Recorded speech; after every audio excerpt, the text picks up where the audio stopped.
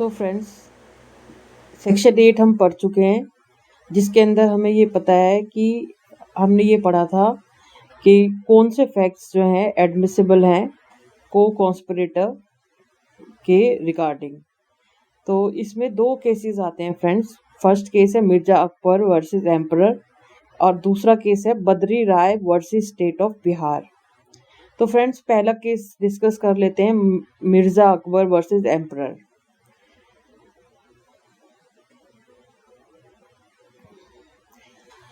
Mirza Akbar versus emperor 1940। Facts क्या हैं friends? पहले फैक्ट्स देख लेते हैं। Mirza Akbar and Meher Teja were alleged to have conspired to murder her husband Ali Asghar.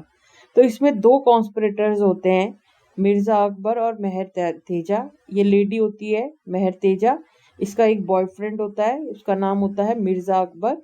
और ये दोनों कॉन्स्पिरेटर्स, ये दोनों जो पर्सन है आपस में इलिसिट रिलेशन होता है इनका। और ये मेहर तेजा जो है कि हस्बैंड को मारने का, जिसका नाम अली असगर है, उसको मारने के लिए एक ब्राइब करते हैं, इसको एक पर्सन को पैसा देते हैं। दे एलिजिबली हायर्ड उमर शेर टू कमिट द मर्डर करने के लिए एक बंदे को हायर करते हैं जिसका नाम होता है उमर शेर। और वो क्या करता है, वो जाके उसको शूट कर देता है। उमर शेर जो है ऑन द स्पॉट पकड़ा जाता है। तो उसके रिगार्डिंग तो कोई कंफर्म ही होता है कि ही वॉज अ मर्डरर। जो कंफ्यूजन होता है वो मिर्जा अकबर और मेहर तेजा के रिगार्डिंग होता है कि whether they are involve in the conspiracy और murder of the Ali Asghar. During the conspiracy Mirza Akbar and Meher Teja exchange letters showing their relationship and their common plan. तो जब इन्होंने प्लानिंग की थी फ्रेंड्स, मिर्जा अकबर और मेहर तेजा ने कमिट करने का मर्डर को, तो उसी टाइम इन दोनों ने एक दूसरे से लव लेटर एक्सचेंज किए थे, जिसमें उन लेटर्स ने इन्होंने लिखा हुआ था कि वी विल किल द, हम दोनों मार देंगे किसको, अली असगर को, प्लान करके। आफ्टर हर अरेस्ट मेहर तेज, जो लेटर्स थे उसमें ये कमिट कर रखा था कि वी आर बोथ, मतलब ये जो दोनों बंदे हैं मिर्जा अकबर और मेहर तेजा लेडी जो है, इन दोनों ने लेटर्स एक्सचेंज किए। कुछ उन 3 लेटर्स में इन्होंने लिखा हुआ था क्लियर कि हम अली असगर को मारेंगे और मारने के लिए किसी को हायर करेंगे, पैसा देंगे, और उसके बाद इन्होंने वही किया और उसका मर्डर हो गया। किसका? अली असगर का, जो हस्बैंड था। After her arrest Meher Teja made a statement before the magistrate implicating Mirza Akbar. अब सब कुछ हो गया, मर्डर हो गया और मर्डर पकड़ा गया। उसके बाद जो है पुलिस को थोड़ा शक हुआ उनको कि ये मेहर तेजा भी इन्वॉल्व है और मिर्जा अकबर भी है, उनको लेटर्स भी मिल गए। तो इन्होंने इसको भी पुलिस ने अरेस्ट कर लिया, मिर्जा अकबर और मेहर तेजा को भी। तो मेहर तेजा ने क्या कहा आफ्टर, जब वो जेल चली गई, क्राइम हो चुका है, तो इसने मजिस्ट्रेट के सामने जाके कुछ स्टेटमेंट्स कही कि नहीं ये तो मिर्जा अकबर ने किया है, इम्प्लीकेटिंग मिर्जा अकबर। तो उसने इसको जो मिर्जा अकबर के ऊपर they want to put the blame, she want to put the blame, तो उसके रिगार्डिंग कुछ स्टेटमेंट दी। ठीक है, ये अब तक हो गया है। तो इसमें जो सेक्शंस इन्वॉल्व है फ्रेंड, वो सेक्शंस हैं section 302 IPC charges of murder, 120 B IPC conspiracy, क्या दोनों कॉन्स्पिरेटर्स थे, कॉन्स्पिरेसी एग्जिस्ट करती थी।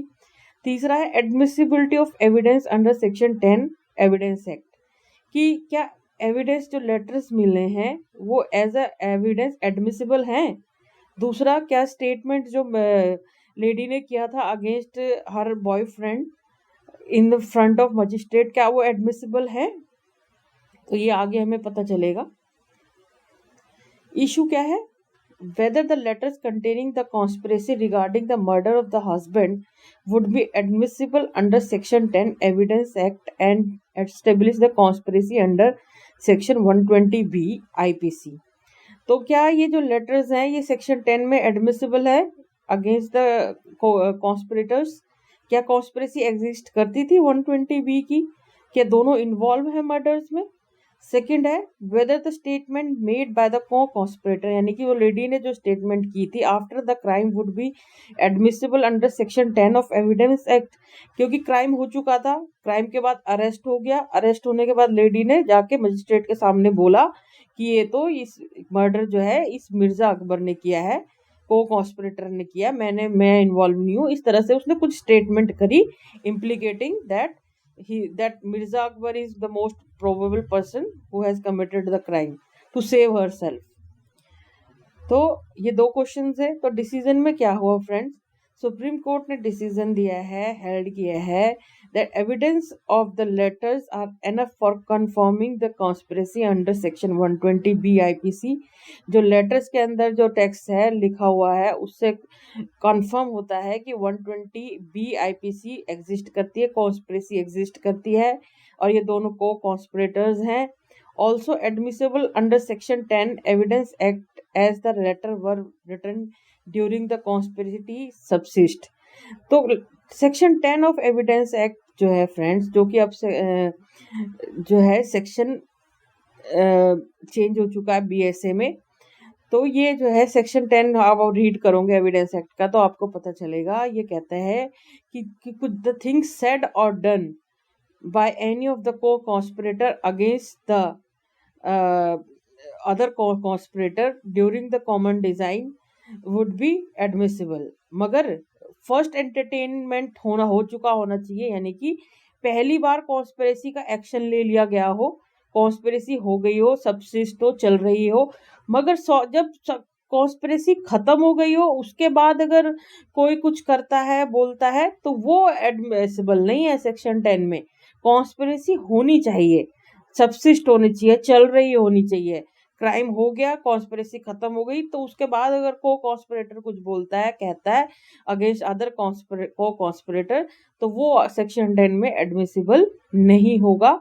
सेक्शन 10 के लिए हमें कंफर्म ये रिक्वायरमेंट है कि कॉन्स्पिरेसी सबसिस्ट होनी चाहिए, कंटिन्यू होनी चाहिए और क्राइम कंप्लीट नहीं होना चाहिए। क्राइम हुआ नहीं हो अभी नहीं हुआ, ये क्राइम सडनली हुआ है और कॉन्स्पिरेसी अभी भी चल रही है, तो तभी ये सेक्शन 10 में एडमिसिबल होगा।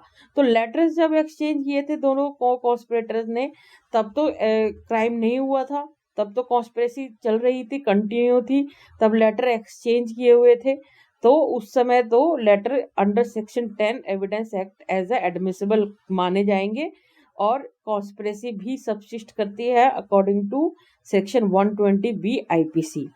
Regarding the statement made by the co-conspirator after the crime has been committed would not be admissible under section 10 evidence act because, मगर जो लेडी ने जाके मजिस्ट्रेट के सामने कुछ स्टेटमेंट कही after the arrest, crime has been completed, conspiracy has ended, अब conspiracy खत्म हो चुकी है, अब जाके बोल रही है कि ये जो है मिर्जा अकबर जो है ऐसे ऐसे करता है, इसने क्राइम किया है, तो ये एडमिसिबल स्टेटमेंट्स जो है लेडी की ये एडमिसिबल नहीं होंगी क्योंकि कॉन्स्पिरेसी खत्म हो चुकी है, एंड हो चुकी है, तो और अब ये statements are not admissible under section 10 of the evidence act.